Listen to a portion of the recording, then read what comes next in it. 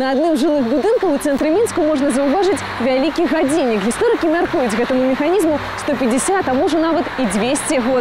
Адно вядома дакладна, гэта самы стары вежавы гадзіннік у беларускай сталіцы. Военный трофей потрапіў на наши земли з Кенігсберга, Калининграда, адразу пасля Вялікай Адчыннай вайны. Для свайго часу тыповая канструкцыя. Заводзіцца гірамі, хода хапае на 3 дні. По гарадской легендзе усталяваць трофей з 3 циферблатамі на вежы дома загадаў Лаўрэнцій Цанава, народны камісар дзяржаўнай бяспекі БССР. Дарэчы, гадзіннік з'явіўся на жылым будынку не для прыгажосці. Зроблена гэта было з мэтай, каб седзячы ў сваім кабінеце, насупраць ён мог звяраць час по гэтаму гадзінніку. Аднойчы стрэлкі спынілі свой рух, адрамантаваць загадалі хутка, каб гараджане не паспелі заўважыць паломку. Спецыялісты механізм да жыцця вярнулі за адну ноч. Ледзь адшукалі нетыпічнае для беларускіх гадзіннікаў анкернае кола. І ўсё ж у кожнай рэчы свой век.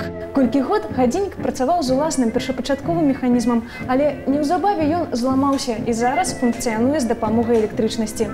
Трос ад механізма цягнецца на дах. Мы вырашылі паглядзець, што схавана на вежы. Пераадольваем 2 крутыя лесвіцы і перад вачыма стары звон. Сёння гадзіннік працуе маўкліва, а калісьці гучаў на ўсё наваколле. Спачатку праца гадзінніка суправаджалася боем звана. Кажуць, яго было чуваць кожныя 15 хвілін. Цяжка сабе ўявіць, як спалося жыхарам гэтага дому. Адразу ж пайшлі розныя інстанцыі скаргі мясцовых жыхароў, таму хутка гэты колакал яго адключылі.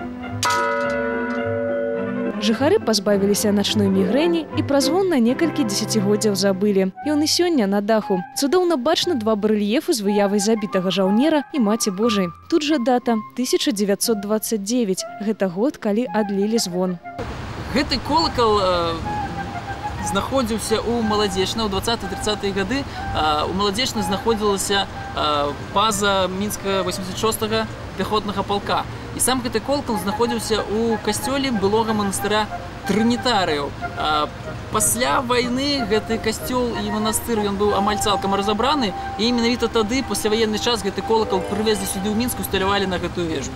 Дажджы, перапады тэмператур не лепшым чынам уплываюць на стан звана. Відавочна, яму не месца на даху. Хто ведае, можа, ў хуткім часе ён упрыгожыць званіцу нейкага беларускага касцёла ці царквы. Гісторыя пакажа.